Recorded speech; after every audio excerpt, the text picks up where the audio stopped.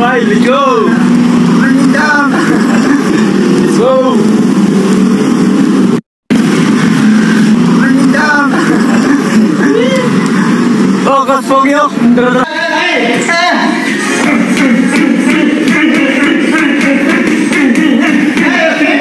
Go!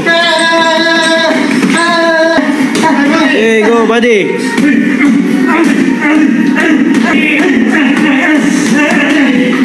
Melvin Jerusalem balak i-knockout ang Japanese.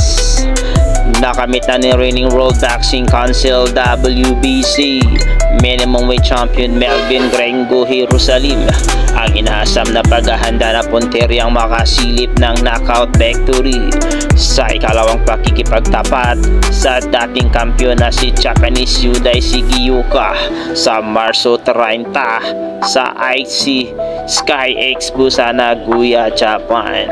Paunti-unti na lamang ibinababa ng kampo ng two-time world champion ang kanyang matinding pagsasanay matapos sumailalim sa kabuuang 110 na sparring rounds kabilang ang madugong 14 rounds laban kay boxing prospect Alex Del Rio, gayon din sa mga southpaw na sina Jubert Daculo ng Bohol at Philippine-based Japanese boxer Kyoto Narukami.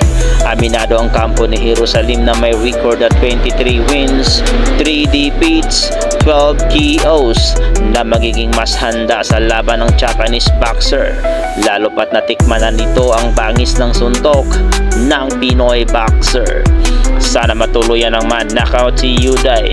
Iyon ang isa sa punteriya natin, yung tipong hindi na makakatayo. Pahayag ni head trainer Michael Domingo sa panayam ng Abante Sports sa Tilipuno noong Huwebes.